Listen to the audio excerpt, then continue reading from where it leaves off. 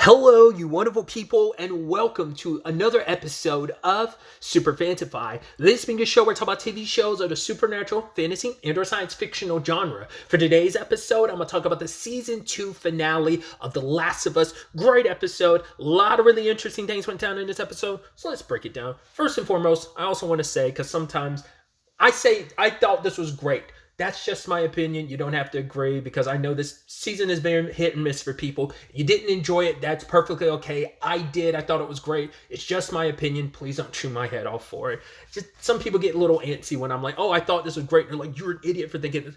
Once again, not everyone's like that, but I just want to go ahead and preface that because I just get the feeling like as divisive as this season's been, once again, I think it's interesting considering like, well, the game was divisive, but I'm sure the TV show's divisive for different reasons than the game, yada, yada, yada, so on and so, well, some similar reasons, some not. I'm going on this preemptive diatribe that's probably a moot point in the grand scheme of things. I'm so sorry.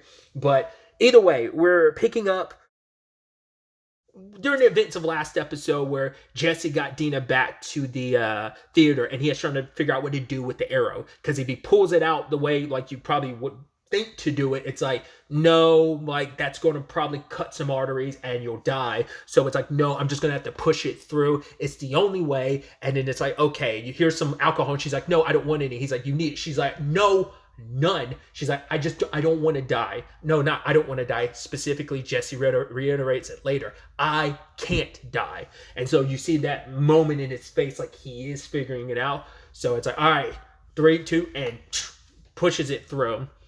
Eventually, Ellie catches up with them and makes her way inside. And Jesse's like, yo, where were you? And she doesn't answer. That's the interesting thing. She wants to be by Dina's side now. I'm like, oh, are you okay? I want to make sure you're okay. But it's like, you weren't too concerned about Dina, even though you literally saw her take an arrow to the leg in episode 5. You were more concerned about going after Nora. So, you know, it's easy because it's like, right, you got what you wanted. And now your rational brain is like, oh, right, let me go back to base. And but the only reason why she's going back to base is because she can't figure out what Nora meant about where Abby was. She said, was it Whale and Will? And that's all she got out of her. So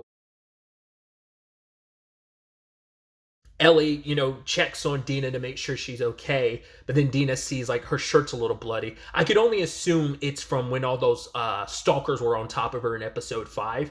And so she kind of like presses and kind of treats her wounds as best as she can, like kind of wiping them down. I guess trying to make sure they don't get infected, probably disinfect them as much as possible. Because it's like, yeah, you might not die from like the like turning into like a runner, like the cordyceps won't infect you, but you still can die from an actual like infection. So the wound does need to be cleaned. And so Ellie tells Dina exactly what she did. And Dina's got no sympathy for Nora. It's like, well, she got what she deserved. And Ellie's just like that line delivery of, it wasn't as hard as I thought it was going to be. She's like, in fact, it was easier. All I had to do was hurt her. It's like she was already dying. She was already infected. And it's like, did you kill her? And it's like, no, I didn't. I left her. And there is an extra layer of, oh, that's effed up. Leaving someone to turn is probably one of the biggest dick moves you can make in the apocalypse. But there's an element of Ellie, like, not being able to bring herself to kill Nora despite torturing her. But then once again, it's that situation. It's like, what makes you any different from Abby? Literally, Owen had to tell her, stop this, end it now, for her to stop. She only put an end to it the way she did because Owen kept making a point of it. So it is a situation of, here you are torturing Nora and you didn't even, I don't know if that's better or worse. Like, at least Abby put an end to it. Granted, she still went about it the dickish way because she tortured Joel first, but you were no different. And in fact, you didn't even give her a mercy kill. You left her to rot. So I don't know if it's in Ellie's brain rationalizing, well, I didn't kill her, because Ellie's only killed, well, she's killed a few people. We've seen, who knows, like how many people she's killed over the years. Once again, this ain't the video game where you're ripping through people. So Ellie's only killed a handful of people. So killing people doesn't come natural to her. It's a little easier for her in the game considering like, gameplay wise. Once again, it's not just the infected. It's also people and dogs, because once again, dogs are some of the enemies you face in the game. So she's not that used to killing people. And even in this season so far, she's killed one person so far this season, technically. Well, I mean, up to this point, excluding everything, but it's like the one dude she killed back in episode. Was that episode 5? No, I think that. Or is that episode 4? I can't remember now. Yeah, that was episode 4. That one WLF member, like that might be the only person she's killed that season up until this point. So it's not like she's killed a lot of people. Who knows if really ever came up in the 5 years? It didn't seem like it would. Once again, TV show versus the video game in that capacity. But so killing, like, I think she's still trying to justify it by being like, I didn't kill her. I might have tortured her, but I'm sure Ellie's struggling with I don't know why I did that. Was it because I wanted her to suffer and so I left her to her, or was that me trying to justify by being like, I didn't kill her. Left her to a fate worse than death. I left her to be infected. That's going to be up to someone else. Well, who's going to actually go down there to kill her? It's like, no, you left her to turn, so no one's going to like go down there to put her out of her misery. So, but yeah, like Ellie's struggling with it, and Dina said like she got what she deserved, but Ellie's like maybe not, and then she tells her everything. Even though we don't have the context for it, I do believe the flashback we saw last episode, I do believe it is meant to be kind of implied. Once again, there's no clear-cut thing. It might be a little bit, maybe a clear cut in the game, but I think it is kind of like implying like while she's doing this, she's thinking about like that time she had with Joel when they were good and up until they weren't, and where they ended all things literally the night before Joel died. So I think that was all rummaging through her mind just as she was coming up on the theater. Everything from like torturing Nora to getting back to the theater. I think that was rummaging through her mind. So it's that thing of, oh God, it's a weird example to use, but like there's the Fishes episode in season 2, and there was like later on in a different episode, this is the bear, Carmi's like, oh, he was like, yeah, I was telling Claire this story. So like we were it's kind of implying that what we were seeing in episode 6 was from the point of view of Carmi telling Claire the story. So it feels like it's kind of that where like on her way back, like this was rummaging through Ellie's mind, making her being like, no, this is why I had to do what I did. And I'm sure that played a part in her leaving Nora alive and leaving her to her fate. Yeah, she's really struggling with it. But either way, she ends up telling Dina the truth, and Dina's having a hard time swallowing that pill because it's like, it's so interesting too, because Dina's the one that's like, no matter what Joel did, it didn't mean he deserved that. But she's singing a different tune now knowing like, oh, so that's what Joel did.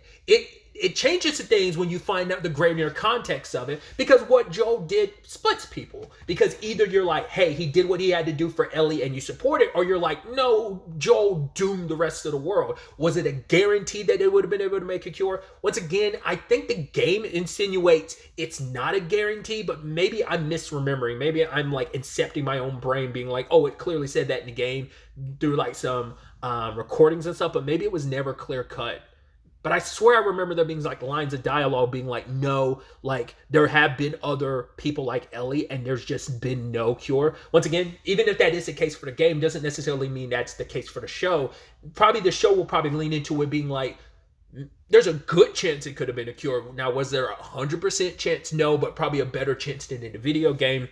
I don't know. I digress. But my point is, that's still a heavy thing to know, like, yo, we're living in an apocalyptic world. You could have saved the world. Like, anyone that dies from an infection going forward, that's also, I think, what Ellie was also thinking about, too, where it's like, oh, here's another person that was doomed the moment she came down here and held these spores versus me. Like, the cure could have been here and this would never be an issue anymore. So, like I said, it's so interesting because like Dina was so ride or die. I mean, like no matter what that Joel did, he didn't deserve that. Now you're like, well, it changes some things now having the greater context of things, and yeah, it is really sad because it's also the situation of Ellie knew what Joel did and also never explained or never brought it up to anyone else. because to everyone it seemed like, yo, they killed Joel for some reason and we don't know, while we have Ellie who has known. Even when she was sitting there at that meeting in episode 3, she knew exactly why they killed Joel. Obviously she couldn't go out there and say it, but like that's another thing of like, you kept a pretty big secret. Like, once again, Dina seemed like she didn't care, but now it's like, now that you know the context of it, it changes things. It's actually interesting, too, because I want to take that conversation. I wonder, did they give this to Dina more than they did to Ellie? Because I remember some people's complaints about episode 4. Once again, everyone's entitled to their criticisms, you know, as long as they're rational and not like complete and utter douchebag chud takes. But either way, Ellie's reaction to finding out Dina was pregnant, I don't remember that sequence from the game, but the way people talk about it, they were like, yeah, Ellie was pissed at her because it's like, yo, you came along and knowing you were pregnant. The difference is, and I don't know how long Dina knew she was pregnant. I'd assume that was before her and Ellie set out to go in Seattle. That's what the context of people saying it. But Dina only knew like maybe a handful of hours before she ended up telling Ellie. Still not the greatest situation to tell, but like your emotions are flurrying. You thought the person you loved died and they're still alive. So it's like, I kind of owe you some truth because you told me your truth or revealed your truth to me. So I think that's also probably another thing too. We kind of had a heart-to-heart. Everything was out in the open. And then you kept this huge secret from me. Like I said, Ellie was pissed at Dina about the pregnancy thing in the game. But I wonder like Dina finding out. I'm sure that happened in the game too. Dina finding out the reason why... Well, because once again, they're also doing things a little out of sequence in the show. Because I'm like, I don't know if... Because having the context of knowing that Ellie knows, I don't know like what that... I think that's still kept secret throughout the game. Like, obviously, the show is making that us... We found out episode 5 that she knew. But now it's like, well, episode 6, we know for sure that she knew. Because it was still ambiguous in episode 5. Because we didn't know she was just bluffing in front of Nora. But it's like, no, she knew. She's known ever since... She knew like 5 years ago, but she didn't know, and now she definitively knows and has accepted that truth. Either way, I'm going on this whole massive diatribe. My whole point is like, I don't know if they kind of gave that anger that Ellie typically has for Dina in the game and gave that to Dina's just more disappointment or upset. Either way, things were obviously extremely awkward between Jesse and Ellie, and it's like, okay, so yeah, thanks for coming here, but Jesse's just kind of like, yeah, I'm only here because of you, and like, I'm trying to get you and Dina out of here. We got a rendezvous with Tommy, meet up at the bookstore so we can get the hell out of here. And Dina stays behind while Ellie goes with Jesse. Even Dina gives her a lucky charm. It's like, well, you weren't so lucky. She's like, I'm still alive, so hopefully it'll keep you alive, which is ironic when you think about the way the episode ends, but we'll get to that hopefully when I remember. Ellie was definitely a lot luckier in some capacities, but either way, her and Jesse are making their way there, and it's like, oh, how did you find your way to us? It's like, we split up, we took like the most likeliest of paths and stuff like that, but then the conversation becomes like, oh, you guys make it sound easy, but then it's like, what do you think? Like, once again, just getting upset at her for the situation they're in, because she's like, yo, he's like, this is a damn war we're about like smack dab in the middle of, and I'm trying to get out of this alive. Because he's like, yo, I know Dina's pregnant because of her phrasing, but he didn't know for sure. He was testing the waters and ended up getting Ellie to confirm it. And it's like, I'm sure she was going to tell you, and that's the harsh thing. Like, obviously, it took her a while and complicated circumstances for her to eventually tell Ellie, but it is kind of sucky you told Ellie before you told Jesse, and you're like, well, because that would impact a lot of their moves, so I guess Dina was like, now's not really the right time. We need to just get the hell out of Seattle before, things kind of pop off even more, so... But yeah, like, Jesse is extremely pissed at Ellie. I mean, understandably so. It's like, we wouldn't be in this situation if it wasn't for you. You literally dragged all of us in this. And he's like, I don't want to die. Just like Dina said, I can't die. I need to get me, my child, and all of us, me, Dina, my child, all of us out of here alive. And I'd like to try and do that. Thank you very much. And Ellie does feel the guilt, but it's like, she wasn't thinking. She was so focused on her own revenge. She didn't care about anybody else. She she tries to still be like, oh, well, Dina told you she was pregnant. You're still going down that path until you're like, maybe we shouldn't do this. But you still let Dina talk you into it. Like, the rational thing would have been to leave, but you were so like, nah. Like, once again, Dina kind of co-signed you wilding the fuck out. So you were kind of like, all right, I'm all about this. So there was also as they were making their way, they ended up coming across some WLF. It's specifically the guy Isaac recruited back in 2018. Him and some people are dealing with a wolf, and they're like, right, tell us like how you got past our line and stuff. Stripped him naked and was going to take him away, but Ellie's like, no, let's get involved. But Jesse's like, no, we're not going to do that. Like, but for Ellie, it's like, no, he's just a kid. Because it is the interesting element of Ellie's like, just like, she's very anti WLF, because for her it's like, these guys are the group that Abby and her crew are a part of, and they murdered Joel. Fuck the WLF. She'd rather, like, she knows the scars are dangerous too. She's seen what they're capable of, but she sees them more as, yo, like, this is a kid. Like, how can you do this? But we know, as the conversation between Isaac and that Seraphite that he was interrogating, it's the whole back and forth of, you started this first. It's been a back and forth, a volley across both bows that's kind of led to the situation. No one's really in the right. No one's the good guy in this situation. So, which it's very poignant and poignant for a later conversation.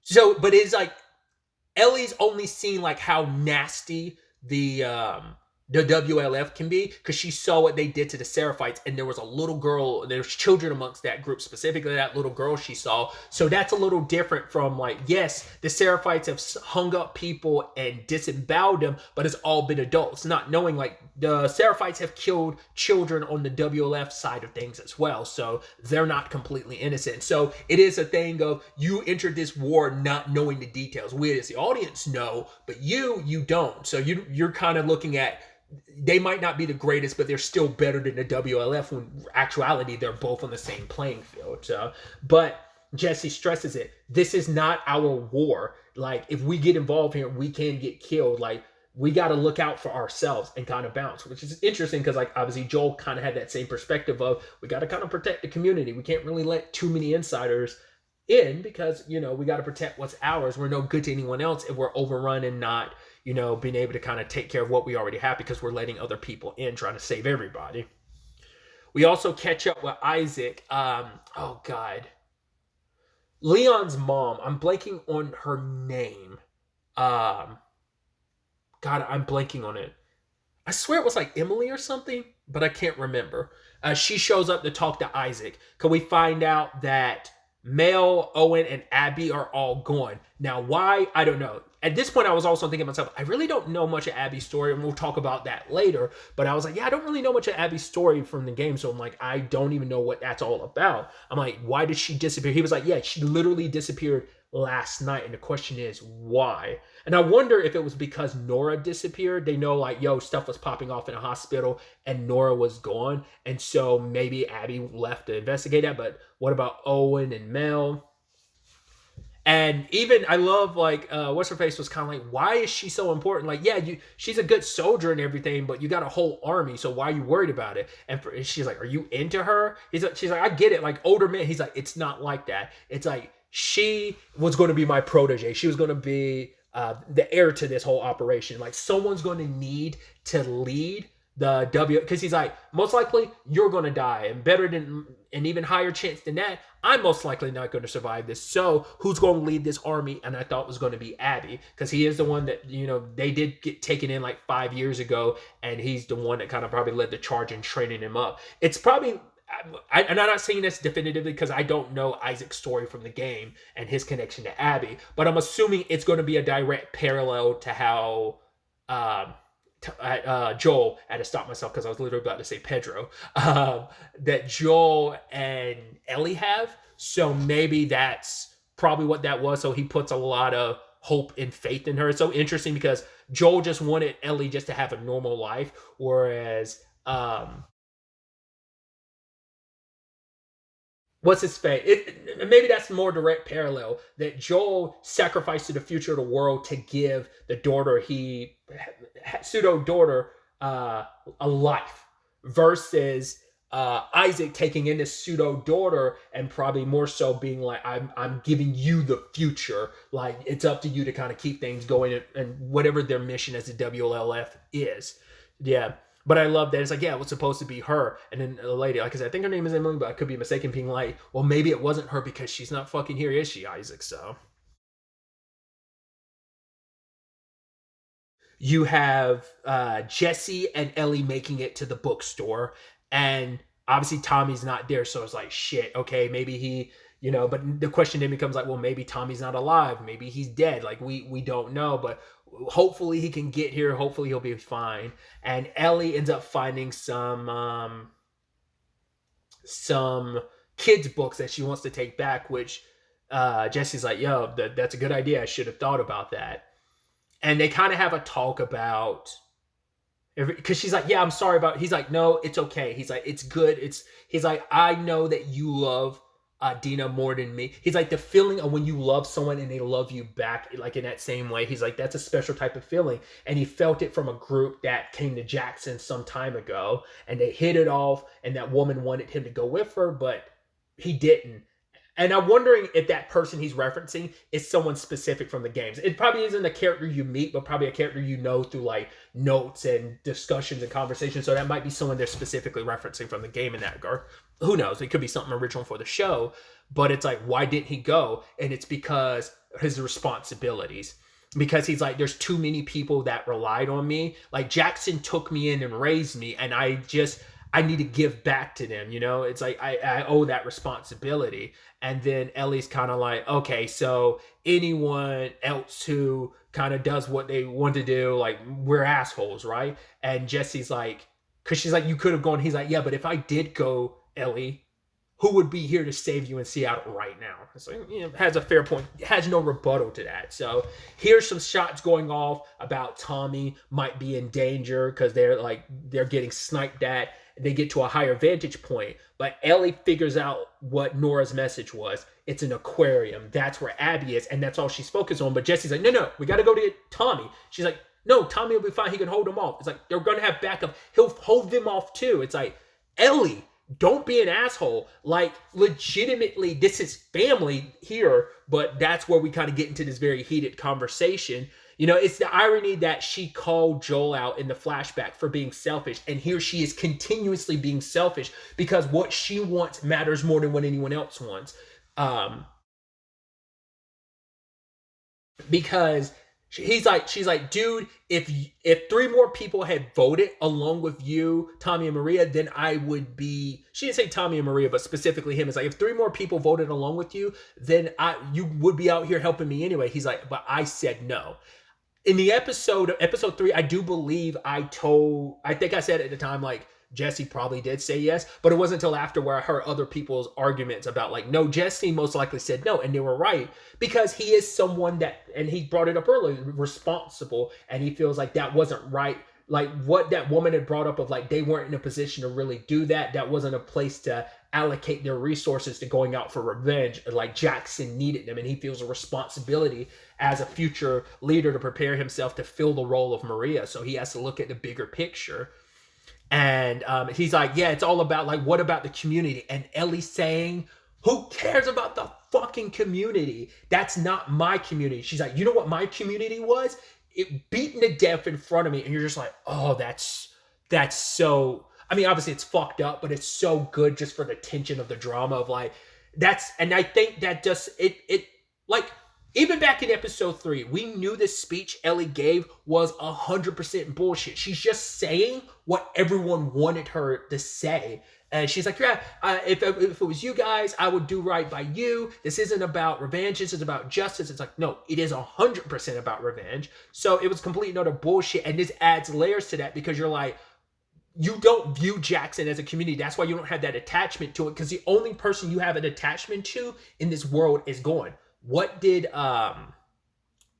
Gail say? She said the one that girl she doesn't tell. There's a difference between telling lies and being a liar, and that girl's a liar. And the one person in the world she would tell the truth to is gone, and that's the thing. So the only other human, because yeah, she cares for Tommy, but it's like no other relationship will ever match what Joel meant to her. He was her world, he was her everything, and to have that taken away, nothing else can even compare. Dina is pregnant with an arrow in her leg, but Ellie's not thinking about that. She's not thinking about Tommy, who is family to you. Hey, this is the brother of the guy that you love, but doesn't matter. It's like, but that Abby, I need to get Abby. I need to get her. I need to get her. I know where she is. Nothing else matters right now. And she's got blinders on. It's just because she snaps out of like the haze every once in a while, but then it's like, wait, Nora's in a hospital. I'm near the hospital. Fuck it, I'm going. Wait, Abby's at the aquarium. The aquarium's there. I had to get a boat and cross. Who cares? I know where she is now. And so Jesse's just like, all right, fuck it. Best of luck to you. And he goes on, because I'm going to go help Tommy. You do you. And she doesn't stop. She goes, gets on the boat. Well, was about to pop off until Isaac and his crew showed up, and they're going towards like that wooded section of like, maybe it's a whole separate island in itself. It seems like that's where the Seraphites, I guess, main hub is. They're kind of probably planning like this one final assault to wipe them out. And Ellie gets on the boat, making her way to the aquarium, gets hit by a wave, finds her way onto the island, not crawls her way back to the island because she's probably disorientated, nearly drowned, completely exhausted. They grab her up. The Seraphites that find her, and they proceed to hang her. And you're like, she got so lucky. If they didn't want to, if they were like, shit, we don't have time to go through our whole ritualistic thing of hanging you and disemboweling you because our village just got attacked. That's also interesting too, because that also plays into it where it's like Ellie had called Jesse out for being a hypocrite, because she's like, if you were in my position, you'd be doing the exact same thing I would. Like, so don't act like you're better than me. You think you're better than me. You're the exact same way. Like, you're thinking like, oh, you're good and I'm bad. It's like, that's some bullshit. And here she is like, you were concerned about the scars earlier. Say, oh, that kid, the fucking village or whatever, it's being blown up. And what are you doing? I can't do anything for you. Deuces, and I'm going after Abby. Once again, the funny things, all the bullshit she was calling Jesse out for is true to herself. So it's like her unwillingness to look in the mirror is so apparent in this moment. But it's like, once again, all she sees is red. And if I'm not mistaken, what she's wearing is exactly what Ellie wears in the game, if I'm not mistaken. Like, I think that's her exact wardrobe. I mean, for the most part, they tend to get these like wardrobes exactly right. But I feel like I remember the moment she took off the big jacket, I was like, I think I distinctly remember Ellie having that exact fit in the game. So I was like, oh, that's dope, if I'm not mistaken. And once again, the production on this series is unreal. So it makes a lot of sense what they're able to do, um, clothing wise, as well as like, like actual sets design and stuff like that too. She sneaks her way into the aquarium, sees some footprints, goes and follows them, and comes across Owen and Mel. And they're talking about something about Abby, and it's like Owen kind of wants to go for Abby. Well, he's about to do something and it's kind of for Abby, but Mel's like, no, I'm doing this for Abby. And you're like, what is this whole conversation about? We missed part of the conversation. It probably won't be until next season when we get the greater context for that conversation probably. But either way, Ellie shows up and they're like, whoa, no way. And she's got a gun on. It's like, you were talking about Abby. Tell me where she is. It's like, we don't know where she is. You were just talking about. And I love it. I love it so much. Ellie pulls a Joel. In this moment, she's just like Joel, because she says, tell me, you point on the map where she is, and then you're going to point two, and you better be the exact same fucking place. Joel did the exact same thing in part one of the game, but also, in season one when she got taken by that like cannibalistic cult.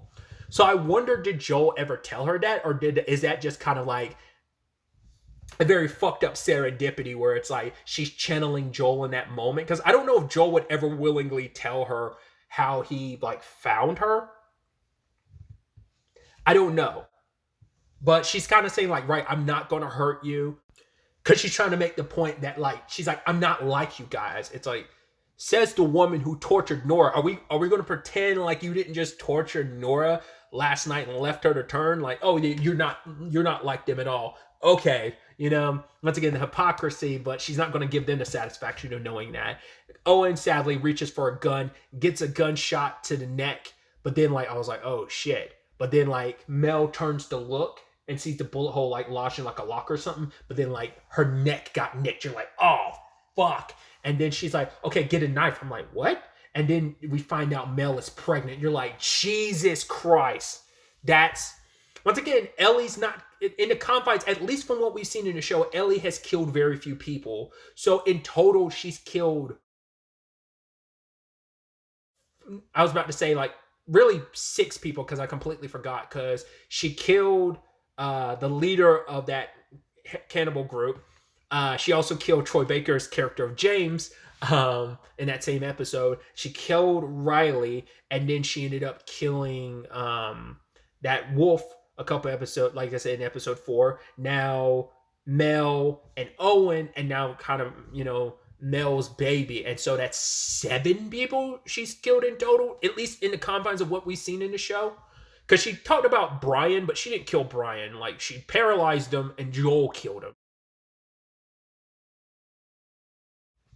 Either way, it's hitting her because it's like, because she wanted to, because no matter what, even though she had these conversations about good, bad, she still believed herself to be a good person. It's like, I'm a good person who's doing some bad things versus you guys are bad people doing bad things, no matter what your reasoning is. And she wanted to justify it to still be like, I'm a good person, so I'm not going to kill you guys. And maybe she legitimately was not going to kill him. Hell, she didn't kill Nora. Once again, Nora was in a different situation of, hey, she was turning, but you still didn't put her down. Once again, whether that's good or bad, I think that's kind of worse than killing her. It's leaving her to turn and letting her stay turned instead of putting her out of her misery. All after you already like tortured information out of her by beating her with like a metal pipe. But yeah, like, Mel is like, all right, I need you to do this. It's like, I was like, I don't remember. Once again, this is around the blank spot somewhat of my memory of the game. So I was like, did Ellie do this in the game too? I was like, Jesus Christ. And she's just praying. She's like, please, like, get my baby out. Did you get him out? Did you get him out? And didn't. And you're like, I was thinking like, is Ellie going to do it? And he's like, she's not a search. She's not trained. Mel is the medical expert. So it's like, I don't know what you're saying, like how I'm supposed to cut. She was probably supposed to do like a C-section type of situation, I'd assume. That would just, because it's been a couple months. It's only been 3 months, so Mel must have already been pregnant at the time. And that's the irony, because like, right, Dina is pregnant, so that's got to hit harder where you're like, holy shit, this could be Dina. I dragged her here. I'm also responsible for killing this innocent child. Like, regardless of my issue with them. Once again, Abby's the one that actually killed Joel. Mel and them, they did nothing. Yeah, Mel played her part and kind of, stopping the bleeding, but that's about it. Hitting Dina with the needle and knocking her out, sure, but yeah, obviously Abby did like, she did the wet work in that regard. So it's kind of like there's such layer to that situation. Tommy and them got there in the aftermath, and just Ellie's just broken and shaken about what she did, because it's like, but I mean, you did this. It's really finally catching up with you once again, because you want to justify it to be like, I'm the good guy doing a bad thing, and now it's like, look at all this, like the cycle continues. So you take Joel took some people away from Abby and them. They took Joel away from you. You take more people away from her, and it's just this endless cycle. And it's like, when are you going to break it? And when she went back, she didn't say anything to Dina. She just walked past everyone and just like was on her own. And so Tommy and Jesse are trying to figure out their ways. Like, yo, we got to find a way out of here. What's the best way out? And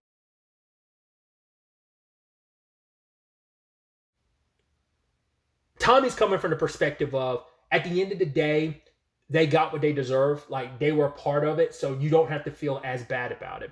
Because someone had told me, because obviously the Jackson assault in episode 2 did not happen in the game. So I did not remember this, but apparently Tommy in the game goes off on his own. So he's all about the revenge. Once again, this was his brother that was murdered. So he was probably one of the people that co-signed, like, yo, sending people out to get some get back, but he still also has his responsibilities as a father and as a husband and as a leader of the council in Jackson. But it's still the thing of, yo, I want my get back. I want my revenge. So he's kind of okay with it without fully coinciding everything Ellie's done, but he knows like why she did what she did. But he also says, "Are you content with making it so that like it's like the people who they were responsible for Joel as well, but Abby, who actually did the dirty deed, gets to live." And he's like, "Can you live with that?" She's like, "I guess I have to." And so this was an opportunity for Ellie and Jesse to mend fences. And she's like, "Thank you for coming back for me." He's like, "It wasn't my choice." It was like, "Yeah, Tommy forced me." And it's like, "Did he?" And it's like, "No, he didn't." She's like, "It's because you're a good person."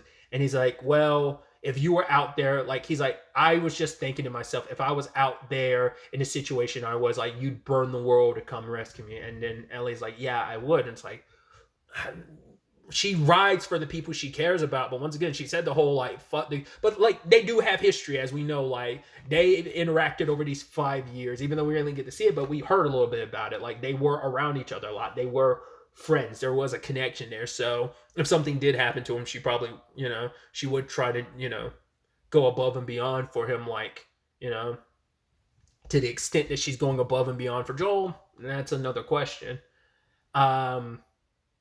But the moment shots were fired, I was like, "Oh boy, here we go." I was like, "Is this it?" I was nervous about it. I was like, "Oh, it's gonna happen, isn't it?" And he opens the door and blam. I was like, I fucking knew it. The moment they came to the theater in episode 4, I was like, because this is one of the few things I remembered from the game too, because I remember Jesse catching a bullet. I remember it came out of nowhere where you're just like, yeah, Jesse turns a corner, blow. I remember that, and I was expecting it. I was like, yeah, because I distinctly remember him getting shot, and it comes out of nowhere in the game too. So it's so interesting because I was like listening to someone that was like, oh, most likely someone saying like, someone who's not familiar with the game was like, oh, they were saying like Jesse's gonna end up dead, because they were like worried it's like either it's gonna be Dina or Jesse, but most likely it's gonna be Jesse. And I was like, oh boy, I was thinking to myself, you're 100% right. I figured they weren't going to deviate from that. And so it's like, damn, like I said, it went down exactly the same way. So, and lo and behold, it's Abby, that face to face at the end of the season. And then she has to be like, okay. And now Abby, and once again, here we are.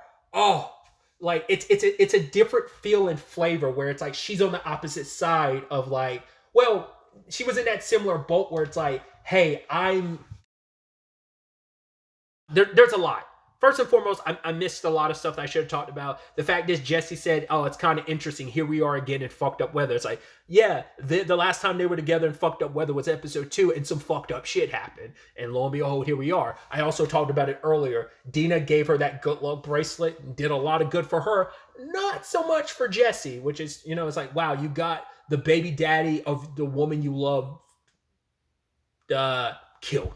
That's got to sting, especially because he kept being like, yo, we need to get out of here, we got to get out of here. He wouldn't even been here if it wasn't for you. But I mean, it's like, it's a catch-22, because I was like, if he wasn't here to save you, you'd be dead, but now he's dead because you were here. So it sucks.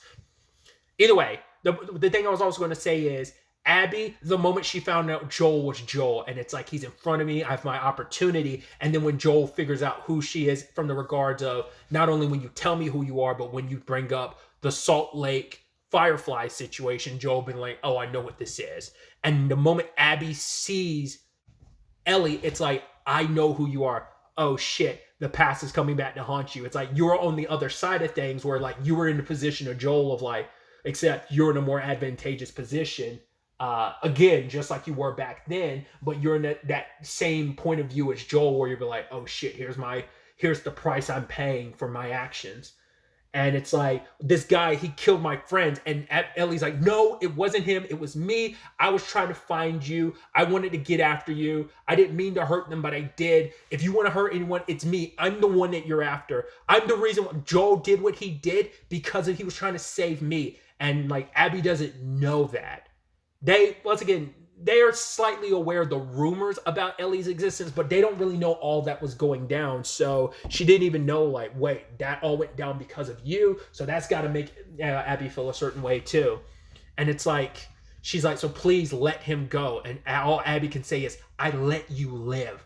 And it's like, well, that was your mistake. You killed the person she cared about in front of her. You saw how important he was to her, and you still did what you did. I mean, it was already kind of too late at that point, but it's like, I let you live. I kept my promise. I was only going to kill people who was necessary, but, I only came here to kill Joel, and I let anyone else live.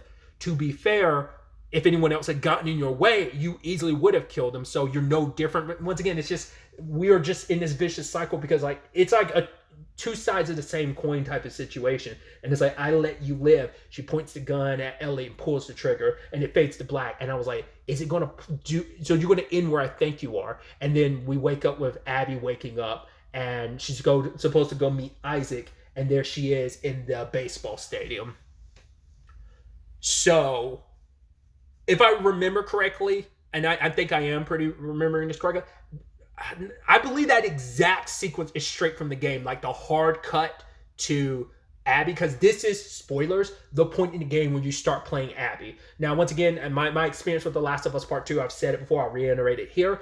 I've never seen the entire story, so that's why I was bringing up earlier. I'm like, I don't fully know Abby's story. This is roughly around where I left off with the story. So like I said, I've kind of gotten the ending maybe spoiled for me. I have an idea of how it's going to end. I haven't seen it, but I think I've heard someone talk about it, and there's some stuff kind of like I kind of pieced together on my own. We'll see once we get to the end of the story whether that's the case or not. But I distinctly remember this point in the story where you shift over to Abby, where they're like, I think it is like a baseball stadium that they're set up in. So this kind of leads into like probably like Abby might be the main protagonist of season 3. Once again, I don't know. I don't remember if you straight up play Abby the entire for like 90% of the rest of the game, because I think this is the 50% mark. Once again, The Last of Us Part 2 is quite a bit longer than Part 1. So, obviously the story is being split. This is kind of like the perfect spot to split it to. And they did say Seattle day 1. So this isn't like a full-blown like, oh, what did Abby do in that 5 years? We'll probably get some flashbacks orientated around that in season 3, probably.